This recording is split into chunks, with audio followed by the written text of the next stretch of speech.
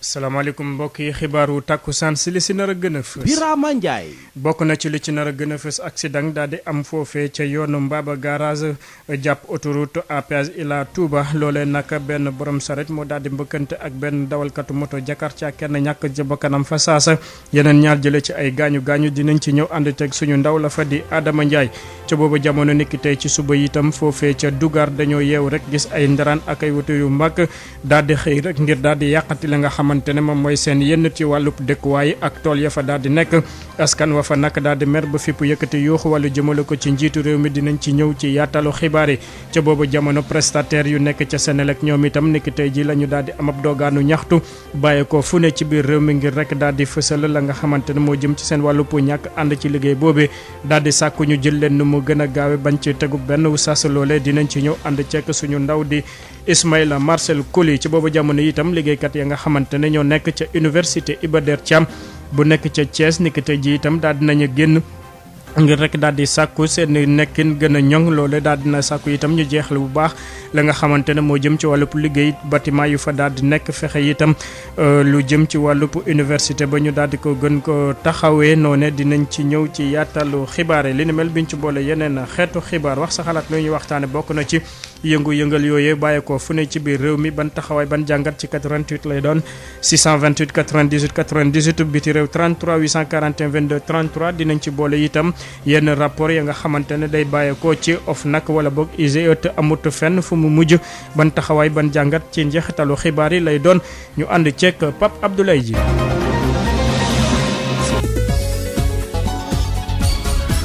Birama Ndiaye. sant leen gërëm leen di leen tatagan ci teelu bi ngeen di teewlu seen rajo Sud FM 98.5 ak mboolem suñu bànqaas suñu lëkkaloo tey nekk àllarba yemboog ñaar fukki fan ak juróom-ñett ci weeru avril atum ñaari junni ak ñaar fukk ak benn yooya xibaar ñu doore ko ni ñu leen ko waxee ci tiis li am foofee ci yoon wi dox diggante Mbaba garage ak autoroute Ila Touba. foofee nag gis nañ ne kenn moo ci ñàkk bakkanam ñaar jële ci ay gaañu gaañu ginnaaw mbëkkante bi dox diggante benn dawalkatu charrette ak dawalkatu moto Jakarta Adama Ndiaye. benn bakkan rot am ñaar ñu nga xamante ne am nañu ay gaañu gaañu loolu nag mooy bilan accident bi nga xamante ne am na fi nga xamante ne mooy ci yoonu APH Baba garage muy diggante Baba garage ak Gat Bisik mu di ab charrette bu dajeek benn moto Jakarta bu nga xamante ne da doon yóbbu benn agent buy liggéeyee ci mine de phosphate bi nekk foofu conducteur moto Jakarta bi di agent de sécurité dafa ñàkk bakkanam ginnaaw ay gaañu gaañu yu mu amoon biñ koy yóbbu ci centre de santé bu Bombay accident bi ni mel nag dafa ñëw wone yoon wi nga xamante ne yàqu na yaxeet diggante Baba garage ak APH te ñu ne financement bi daal am nañ ko ci BDA mu di yoon wu nga xamante ne dafa yàqu yaxeet day indi sax gàllankoor ñi nga xamante ne ñoo koy jël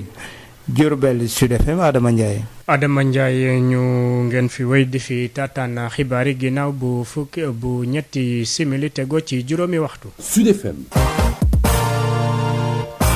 ñu wéy ak yéen ci wàllub xibaar yi opération wàccaayu nawet bii la CRD moom moo daal di dox diggante ñi nga xamante ne ñoom ñooy préfet yi ak ONAS ak yeneen partenaire ni ki suba ba néeg ni loolee nag dañ ko def ngir rek daal di xool ananes la ñuy def ba daal di fexe weccante xalaat na say pexe ngir rek mën a dëkku nawet gi la ñu daal di dëgmal bu ko defee lépp lu jëm ci wàllub mbënd bi ñu gën ko moytandiku dinañ ci ñëwaat ci suñu yeneen jotaayu xibaar ànd ceek suñu ndaw di Babacar Samb. niki tey ci suba ca Dugar tàng jër la def ndaxte gis nañu nag ñeenti nit ñoom ñoo bàyyeekoo fu kenn xamul ànd ak seeni ndaraan ak seeni machine ñëw rek daal di daaneel kër ya fa daal di nekk lenn ci kër ya ak yenn ci tool ya jàpp ne nag loole ñoom ñoo ko moom askan wa fa yeewu nag jàpp ne ñooñu ay doxandeem la te duñ ko nangu tey duñ ko nangu ëllëg ba tax ñu daal di yëkki yooxu wàllu jëmale ko ci njiitu réew mi Denisa Sambou. yow nit ñi woor ñenn bu ñu woor nit ñi toog nekk ci seen jàmm ñu ne bu kenn am jàmm yéen waa Sénégal ñëw leen ngeen jàppale ñu soxla nañu seen ndimbal te soxla nañu suñu suuf si. ay ndaraan yu doon yàq ay kër yee askanu Dugar ci àllarba bi. dañoo yeewu gis ay engins lu mat 5 engins di démolir ay kër di démolir ay verger te ñoom ay étranger lañu nit ñi mënuñu dëkk ay ati at ñu xëy un jour un étranger comme pick-up ñëw di démolir ay kër te teguñu ko fenn. ay engins yoo xam ne nag ñu sukkandikoo ci ñoom entreprise marocaine pick-up moo leen yónni andi fa ay jàmmaarloo yu métti nag ci diggante askan wi ak takk der yi. fu ñuy jël ni moom la population bi dese pour fu ñuy dëkk te c'est pas normal ñoom ñu koy jël ci population bi di ko jox en privé bàyyi population boo xam ne ils sont là depuis presque 200 années. duñu ko mayee tey duñu ko mayee sub te jaral nañu lu nekk nag jaral nañu suñu bakkan ñu dem bi ba jeex takk parce que dañuy jël li ñu moom pour ëllëg ci biir suñu rakk yi ak suñu jarbaat yi ñoom fu ñu. coow joo xam ne nag dafa mujj ci ay arrestation ñeenti nit benn jigéen ak ñetti xale yu góor ñu jàpp leen askanu Dugar di xam ne ne duñ ci dellu gannaaw xeex boo xam ne nag fukki at a ngi ni ñuy jàmmaarloog pick-up askan wi di ci woo njiiti réew mi. ñuy lancer un appel à monsieur le président de la République du Sénégal moo njaboote ñëpp mu ñëw mu wax ci situation bi. Le préfet du département de Rufisque ñu ngi koy lancer un appel pour mu ñëw mu wax ci situation bi le maire de Diamniadio ñu ngi koy interpeller mu ñëw mu wax ci situation bi parce que nit ñi mënuñu dëkk ay ati at ñu xëy un jour un étranger comme pick-up ñëw di démolir ay kër te teguñu ko fenn loolu dafay war a jeex noot nit dafay war a jeex vraiment situation bi metti na ñun nag bañu ci dara lépp lu ci war incha allah dinañ ko def jeunes yaa ngi nii déterminé wu incha allah lépp lu ci war dinañ ko def tey. parce que gars yi dinañu bàyyi suuf si nii wala ci naa. Dugar Denisia Samb pour Sud FM. Denisia Samb ñu des ci loolee gis nañ ne itam prestataire yu nekk ca Senelec ëpp nañ téeméer di dem niki tey ji la ñu daal di wàcc ci biir xàll Ndakaaru yi bàyyi ko fu ne ci biir réew mi ngir rek daal di sàkku ñu jël leen nu mu gën a gaawe dugal leen maanaam lu ñuy duppee recrutement ñoom nag gis nañ ne. dinañ woyal yeneen façon ngi xeex ngir rek ñu daal di am la nga xamante ne moom la ñu daal di bëgg loole mu ngi amoon ci teewaayu Ismaïla Marcel Koli. embauchement la ñu bëgg. embauchement la ñu bëgg. embauchement la ñu bëgg. embauchement la ñu bëgg. ci bàkk bi la ñu doxee place de la nation ba rond-point RTS pour exiger seen recrutement ci biir société bi ñu naan Senelec. ki xamle lu ñu mel mooy Moussa Niang di vice-président amical des travailleurs de l'électricité nationale ATE. état sénégalais suñuy droit la ñuy laaj et on l'exige mu neex mu naqari nañu Macky Sall exiger waxuñu embaucher sans condition amul diplôme amul concours amul dara rien que embauchement. naam jot nañu daje ak responsable direction Senelec bi ba léegi dara antu ci. mais mënoo rencontré nit ki lu bëree yoon en 2020 mu digle ne balaa fin 2020 dinaa la embauché ñu toog ba le 3 décembre le 28 décembre Papa Demba Bitèye di may oo naan ma ñetti nit la mën a jël ci 499 personnes prestataires yi nga gis yu ne sama gannaaw ni tey li nga xamante ni vraiment dama ko bañ. ñii di prestataire de service yi nee nañu daañu tàmbali grève de la faim ci ay fan yu néew organiser it sitting Senelec bi ñu indiwulee saafara ci seen situation bi léegi. fii ñu jëm ci fan yu néew mooy suñu grève de faim boo xam ne xëy na peut-être Macky Sall xanaa lu mu bon en tant que président la du bàyyi ay doomam di dee. ñu toll woon ci lu ëpp téeméeri doomu aadama bàyyeeku fépp ci Sénégal ñoo amaloon bile dox ñaxtu tàmbalee ko ci place de la nation ba ci rond-point RTS. yi les prestataires ñu ngi waajal yeneen action ci bés yu ñu dëmal waaye nemmeeku nañ ci présence su membre Y'en a marre yi yu leen ñëwoon jàppale si ci seen xeex bi lee Ismaïla Marcel Koli ci noone la seen yeneen ñooñ daal di leen fayloo foofee ca Thiès bokk na ci liggéeykat yu der di nekk foofee ca université Iba Der Thiam ba fa ànd ceek seen ndongo la ñu sàkku bokk na ci ñu daal di wéyal la nga xamante ne moo jëm ci tabax ya nga xamante ne ñoo ngi koy def foofee ca université boobee fexe itam seen nekkin gën a ñoŋ Thiès Babacar Ndaw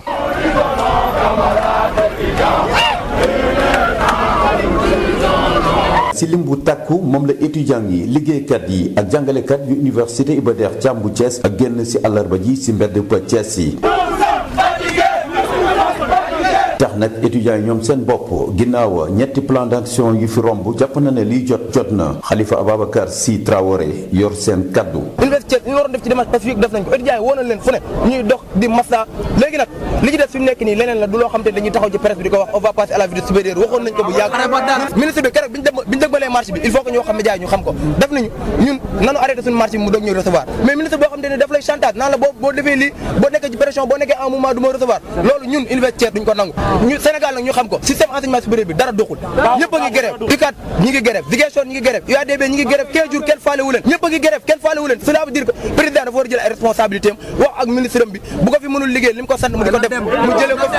di ko tàmbalee EDK jaar ci route nationale bi ba ñëw auditorium bi ñoom liggéeykat yu université Iba Der Thiam bu Thiès mel na ni nee nañu seetaan bi ëpp na ñaari ayu bés jànguñu ci biir université bi ci jamono jooju gisaguñu benn saafara boo xamante ne nguur gi indi na ko ay chantier yoo xamante ne 2015 lañ ko tàmbali ba léegi juróom-benn milliard te egg dootuñu dellu ci bërëbu liggéeyukaay yi lu dul tey jii dañ ci indi ay saafara. di woo ñëpp ndax problème bi ñu am nii fi ñu nar a jëm daf ñu nar a jural foo xamante ne ay tour de dañ ciy fekk te ñaan ñu ko yàlla parce que étudiants yi mënatuloo toog ci condition yi nii cours amatu université léegi nag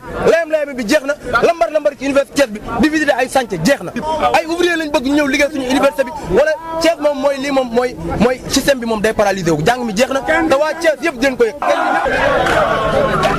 Babacar Ndaw Thiès Sud FM. Babacar Ndaw ki lee di jëwriñ gi lee di Yankoba Diatara daal di woon na fa dem wante nag ay yuuxu yu métti la ko gune ya daal di yuuxu loolee teewut nag mu daal di wéyal la nga xamante ne moom moo ko daal di wane yëkki jàpp ne nag dina waxtaane seen coow loolee ak njiitu réew mi ci conseil des ministres ci noonu itam daal dina génne lu toll ci 2 millions ci suñu koppar ngir rek ñu daal di defaraat yenn bâtiment yi fexe itam ñu mun a am fa nga xamante ne dinañ fa dalal ndongo yu daal di am bac bees foofee ca diwaan ba Yankoba Diatara ñu teewlu ko ak Babacar Ndaw waxtaan ak yéen parce que université bi suñu université la Thiès suñu Thiès la ñëpp xam nañ ni université bi yàgg nañ ko jàppale yàgg nañ ko taxaw donc suñu yégee ni problème am na par devoir war nañ ñëw waxtaan ak yéen ba tax na kon ci loolu dama leen di rassurer que li nga xam ni président de la république wax na ko semaine passée moo ci mujj mooy nee na ministres yi chantier yi nga xam ni ñu ngi woon en même ci yeneen domaines yi nañ leen ko terminer bala ñuy ubbi chantier yu bees ba tax na kon chantier yi nga xam ni moo ngi université Thiès instruction yi nga xam ni président wax na ko terminer chantier yi avant ñuy ubbi chantier yu bees maintenant man sama devoir en tant que Thiessois en tant que président du conseil départemental de Thiès ayant la chance de siéger mooy boo ma ci mën pour accompagner leen ko def defe naa ni yàgg naa ko def nit ñi xam nañ ni démb rek luyee naa benn kër waaye université étudiants yi te loolu laay continuer li ma bëggoon maintenant mooy ñun ñëpp ñu àndandoo def visite chantier yi ñu xool après man ci ram lépp lu ci war muy taxawaay pour rendre compte mais également ñu jël ay disposition pour que ñu terminer chantier yi man dinaa ko def incha allah wax naa nañ ci président ba jël na ci ay mesures pour étudiants yu bees damaa bëggoon proposer pour ñu jox leen saalu conseil départemental saalu mairie mais également nu mu tudd cybercampus de Thiès pour ngeen mën ko commencer seen cours surtout les nouveaux étudiants loolu aussi vraiment mën nañ ko def loolu pour ngeen démarrer pour retard bi ñu carré en tout cas laaj ko wax coow loolee yëpp di ngeen ci mën a addu ci njeexitalu xibaar yi lay doon ban jàngat ban taxawaay ci 88 628 98 98 ñeneen ñi daal di am ab coow bokk na ci liggéeykat yu nekk ca autoroute à péage bi ak seen kilifa jaaratuñu taal ndaxte gis nañ ne nag lu jëm ci wàllu xor ñooñal ak ñàkk leen wekk tax na rek ñoom ci seen wàllu bopp ñu rango ay morso yu xonk fësal seen ñëg-ñëgu xol ngir rek daal di fexe lépp la nga xamante ne seen kilifa daal di woon nañ ko engagé ak ñoom mu daal di ko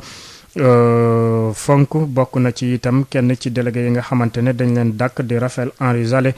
ak itam licenciement bi nga xamante ne def nañ ko ci Binta Sarr di kenn fa ñoom ñu daal di ko delluwaat ci place am niki tey ji lañ ko daal di xam ne ginnaaw bu ñu jànnoo ko way taskatu xibaar yi Abdoulaye Diop. yorin boo xamante ni ci benn sens rek lay demee ci autoroute à péage bi loolee la direction générale bi daal di yore autoroute bi syndicat bi ëmb liggéeykat yooyee nag di ko ñaawlu ñu jàpp ni directeur bi daal di nay battre bépp record sanction Mamadou Diène jiite boobu lépp syndicat. le directeur général bi nga xam ne moo mujjee ñëw defagum fi 2 ans. tuddee Xavier Idié. sa façon de gérer la ñuy décrier te dafa battre le record des sanctions bi mu fi ñëwee ba léegi. moins de 2 ans li mu dàq ak li mu sanctionné ki fi def 5 ans defu ko respecté wul kenn. syndicat bi weddi na itamit bépp tuuma bu ñu teg seen kaw ni moo waral seen upp ñaxtu yi. ñoom nee nañu dañoo bëgg dugg ci capital bi ñoom ñu refusé ñu ko looloo tax ñuy def li yoog yooyu maa ngi weddi ni loolu amul ñun lépp lu ñu bëgg lu ne dañuy xool li yoon wax ñu tegu ci certes du ñu démentir ni ñun ñoo bëgg dugg ci capital capitalu CECA bi kon donc loo xam ne dañ ko projeté à long terme wax nañ tamit ni am nañ 14e mois de salaire wala 15e mois de salaire je les défie amuñu 14e mois de salaire amuñu 13e mois. ab période de grève ñu teg ko ci table gi syndicat di ne li ñu ŋànk fas yéene wuñ ci dellu ginnaaw benn yoon. ki ñu amal affaire gëmul dialogue te yaakaar naa woyute lay jaay suy jaay woyu nag mënuñu fekk fii suñu dëkk ñu juddoo màggee jël suñu xaalis suñuy papa ak suñuy yaay investir ci autoroute bi moom mu ñëw bëgg ñu jaay woyu ñu koy nangu léegi nag su bëggee jàmm lii nga xam ne ñun dañ ko bëgg moom na ko bëgg su bëggee laneen mën nañ ko ci fekk ba fu mu yem ñu xam ne noonu la dugal nañ préavis pour ñu dem directement grève. collège délégué personnel bu autoroute bu avenir bi di ci woo njiitu réew mi Macky Sall mu yëy yàbbi ci mbir mi laata béy di way mbuus. laata béy di wéy mbuusu ña nga xamante ni itam ñoo yëngu ci wàllu kër docteur ànd gësëm ñoom itam daal dinañ gësëm ci seen wàll léew jëm ci wàllu wàccaayu feetu 1er mai gile seen jafe-jafe recrutement tàggat ak it fexe xoolaat la nga xamante ne moo jëm ci seen wàllu statut dem ba ci seen wàllu payor Odile Minkilaan. bu ñu sukkandikoo ci waa kër docteur seeni joytu ba tey fa mu ne la nekk dara soppeeku wu ci lu jëm ci wàllum recrutement bi naka noonu tàggat bi ak xoolaat seen nekkin ci bërëbu liggéeykaay yi yile bokk na ci li leen gën a soxal bu ñu sukkandikoo ci kàdduy coordonnateur bu alliance ànd gësëm di Mballo Dia Thiam. 2019 janvier bi ñu chef de l'État woowee li mu waxoon ministre de la santé ak ministre de la fonction publique mottaliwuñ ko ba mu mat parce que dañu ni woon contractuel yi nga xam ne nii dañoo signé woon dem ci àll bi fi gën a sori parce que ay zone difficile la woon nañ leen dugal fonction publique am na gars yu ñu ci dugal mais lim bi nga xam ne xel moo fa nekk ba léegi matul. mais technicien supérieur yi tamit nga xam ne dañoo jàng ba di jàngal ñi ñuy jàngal daal di ëpp leen grade ëpp leen payor gouvernement bi moo ni woon danañu génne benn décret pour que ñoom ñu former leen ñu dolli seen xam-xam pour ñu mën leen classer hiérarchie A2 mi ngi traîner ci table gouvernement bi ci formation yi aussi ay xam-xam yu ñu war a dollil la. seen joytu yile lim bi gudd na lool lu ëpp at a ngi ni ñuy topp ci ginnaaw li ñuy woowee système de rémunération. président de la République moo ni woon dina xoolaat payor yi def na étude système de rémunération ba léegi payor yi changé wul. action sociale aussi am nañu parce que les conseillers en travail social dañu génn école ak seen bac plus 5 bac plus 6 mais bu ñu génnee ba léegi bu ñu leen reclassé danañu perte ba fanweeri junni ak lu topp ci seen salaire ay indemnités yi amoon ci seen koor yi ñu nekkoon amul loolu jaaduwul donc daal mi ngi noonu. mu yokk ci bor bi nga xamante ne nguurub Sénégal amel na ko hôpitaux yi te ba tey mënul fexe ba fay lu ni mel bu ñu sukkandikoo nag ci alliance ànd gësëm faaw ñu gën a xoolaat yorinu bërëb fajukaay yi ndax loolee dina tax paj mi gën a mucc ayib. loolu yëpp di ngeen ci àddu ci njeexitalu xibaar yi lay doon li ngeen di mun a àdduwaat bokk na ci cour de justice bu CEDEAO mi nga xamante ne niki tey ji dafa daal di woon yër benn recours ba nga xamante ne union sociale libérale bu maître Abdoulaye Tine moom moo ko daal di woon def daal dina jox dogal nguurub Sénégal mu daal di dakkal nu mu gën a gaawe loi bi àddu ci wàllu parrainage fii lekk juróom benn weer ndaxte gis nañ ne nag loole day daal di am lu muy xañ ñenn ñi nga xamante ne am nañ liberté daal di bokk ci jongante yi maître Abdoulaye Tine moom moo ko daal di dugal ñu teewlu ko ak Amadou Moustapha Dia. waaw réaction bu ma ci am moom mooy que cour de justice de la CEDEAO lu mu wax nekkul leneen lu dul fàttali rek li nga xam ne moom mooy yoon donc maanaam c'est une victoire du droit parce que ba ñu saisiré cour bi dañ ko demandé woon mu ardu ci ñaari poñ bu ci njëkk moom mooy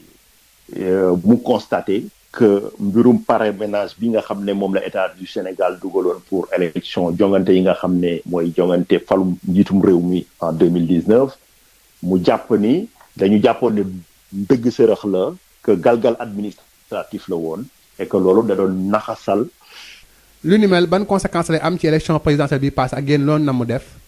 bépp sénégalais am bokk ci ay jongante maanaam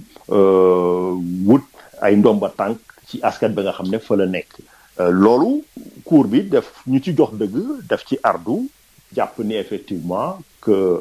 obstacle la woon à la participation à des élections libres et démocratiques et que taxawul foofu kese dafa dem ci ñaareelu poñ bi maanaam dafa wax ardu état du Sénégal mu dakkal situation boobu maanaam mu dindi lu rocciwaat loi wu parrainage bi parce que méngoowul ak yoon et que loolu ñu ngi njort ne Sénégal dana ci topp maanaam la nga xam ne moom la cour bi wax. waaw loolu moom daa mel ni dafa nekk rek li nga xam ne mënta ñàkk lu mënta ñàkk moom foofu mu am déjà même ci dialogue politique bi acteurs yi ñoom ñëpp daanaka d'accord nañ ci loolu wante lii lu muy dëggal moom mooy surtout jongante yi nekk suñu ginnaaw maanaam falu njiitu réew mi ci Macky Sall ci anam yuñ ko falee plutôt àndul ak yoon méngawul ak ponk ak sartu démocratie. noonee la ñuy duggee ci tolluwaayu mbas mi diggante démb ak tey benn nit ñàkk ci bakkanam juróom fukk ak juróom benn daal di ko amee bees loolu itam lu toll ci fanweer ak juróom-ñetti kenn ci ñoom xamul fan la ko jële loole nag bokk na ci fanweer ak ñetti ñoo ngi ko nemmeeku fii ci Ndakaaru lu toll itam ci téeméer ak juróom fukk patient fi mu ne nii ñoo ngi ci loxoy docteur lu ëpp itam ñeenti téeméeri junni daal di nañ leen ñàkk ci Sénégal wërngal këpp teewlu ngeen ci suñu xibaar yi ñu daal di génn ak docteur El Hadj Mamadou Ndiaye. ñu àddu ci wàllu rapport OFNAC IGE ak Cour des comptes la ca ëpp fi mu ne nii nag amut suite maanaam toppuñ ko nu mu ware loole bokk na ci ñooñ sénégalais yi nga xamante ne ñoo ngi daal di fexe ñu doxal conclusion yi nga xamante ne bàyyeekoo na ci rapport yooyu Josette Kali. at yi ñu génn lu bëri ci ay rapport yu IGE OFNAC wala sax yu Cour des comptes dañu koy ranger ci biir tiroir yi ginnaaw ba ñu ko fësalee ba noppi ay dossiers yoo xamante ni du am ëllëg mu di mbir moo xamante ni neexul benn yoon yi les citoyens. suñu dem ba créé loolu war nañ si mun dem ba fu ñu war a egg c'est-à-dire suñu war a gérer nit yi ñu dem ba gérer leen quoi. mënuma si d'accord parce que quand même ñun ñëpp ñoo nekk au même pied d'égalité état de droit lañ nekk te état de droit dafa laaj yenn traçabilité fokk lépp leer ci bopp citoyen yi. sinon amul sens lu tax ñu créé ko vraiment amul sens quoi su ko créé rek war nañ dem logiquement lu tax ñu créé ko war nañ mën a pousser affaire ba egg foofu quoi. bu ñu sukkandikoo ci ngóor si war nañoo ànd ak pas-pas ngir mën a topp entreprise structure wala nit koo xamante ni sa loxo tàkk na ci yile mbir. un citoyen lambda sàcc par exemple benn objet boo xam ne ça n'a pas de valeur mu war a répondre de ça pourquoi pas koo xam ne par exemple jot na détourné wala jot na corrompre wala lu mënti nekk warul mën a wuyu tamit comme citoyen bële d'autant plus que boobu noonu moo gën a graaw sax bii am donc je pense que loolu noonu daal war nañ ko xoolaat c'est vraiment dommage parce que bon Sénégal état de droit la te lépp dafa war a leer fii. ngir ormal yooye organe yi le góor ñooy sàkku lépp tegu ci dëgg te bu mu am parloo bàyyeekoo ci justice wala sax si nguur gi. su loolu nag des fois parce que depuis qu'il est là moom vraiment yoon nag moom su leen jàpp rek du egg fenn même cas du COUD là l'actuel ministre de maintenant de l'enseignement supérieur et consort donc vraiment si Macky Sall la gën a fës. dañoo war a xoolaat ni ñuy doxalee wala xoolaat ni ñuy fay teg pour ëllëg lépp mën a jaar yoon et que nit ñi xam ne par exemple tey kii bu détourné xaalis wala lu mu mënti def loo xam ne c'est en rapport ak deniers publics yi mu mën a répondre de ça parce que tamit état la quoi état la. ci benn kaddu yile sénégalais ñooy sàkku ñu wëyal lépp loo xamante ni ruusee na ci rapport yile ngir mën a xeex guerre ci réew mi. Sud FM ganu bés bi. ganu bés bi ñu lëkkaloo ci partenariat bu Sud FM daal di ànd ak OSIWA lu jëm ci wàllu pour rapport yooyu ak contrôle ak forum civil citoyen yi jàpp nañ ne nag képp ku nekk war naa yër la nga xamante ne moom moo daal di nekk ci rapport yooyu Djibril Gueye bokk ci forum national bureau national bu forum civil ñu teewlu ko ak Amadou Moustapha Dieng. Djibril Gueye maa ngi lay nuyu. maa ngi lay fay. yow yaa jiite forum civil département bu Rufisque nga nekk it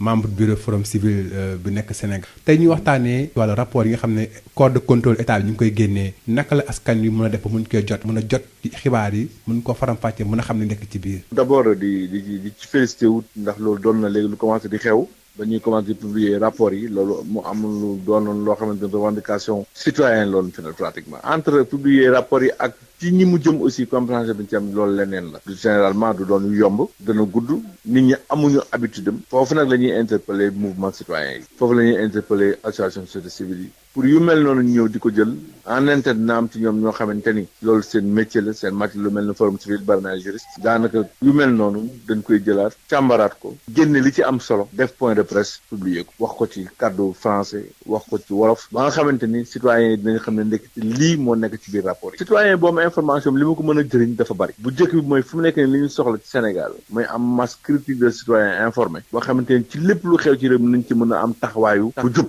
bañ a tegu ci sos bañ a tegu ci ñàkk xam-xam ci ñàkk xam li mu mën a jëriñ citoyen mooy mu xam fan la réewam toll ci wàll yëpp réew mi toll ci ñi nga xamante ne jàpp nañ leen wala soupçonné nañ leen wala accusé nañ leen ci ni ñu yoree alalu askan wi jaarul yoon loolu baax na information ci sénégalais bi mu xam li mu dénkaane baatam bi mu joxe woon ñi mu joxoon teen baat ñi ñu dénk léppam alalam dénk ko réew mi ñoom seen liggéey ci loolu fan la toll. mooy principe bi ñu wax ci tubaab redevabilité maanaam gaaral ci kanamu nit ñi li nga la dénk foo ko dugal ak noo ko yoree. redevabilité dafay am solo lu dul su fekkee ne jox nañ la baat ba noppi.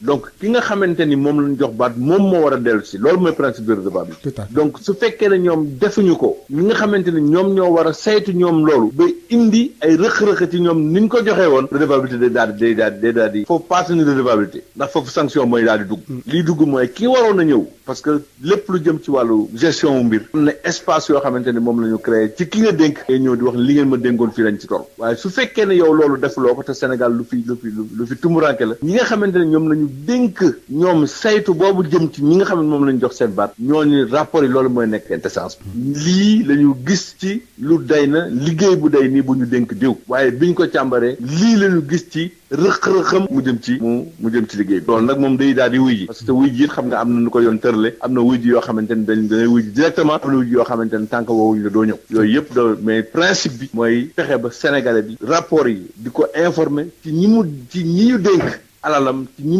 ñu dénk ay ressources ci ñi ñu dénk baatam naka lañ koy liggéey par rapport ak moom d'abord citoyen ak par rapport ak ñëpp ci dëkk bi. yéen sax waa forum civil noonu la ñuy def ngir askan wi gën a mën a xam li nekk ci biir rapport yooyu le forum civil li mu ci mujj def xam ngeen corps de contrôle bi ñu mujjee génne seen rapport aussi bien IGE ak Cour des comptes yëpp def na ci point de presse te ni muy def mooy génne ci biir rapport yi li nga xamante ni citoyen lambda bi war na ko soxla ci wàllu information mu jox ko te loolu xam nga saa yu génne ab da nga dégg wax sa xalaat wax ci dana bari ku nekk am ci gis-gis ne ndekete nii la mbir yi war a dox ndekete corps de contrôle yi nii la ñu war a doxee te nag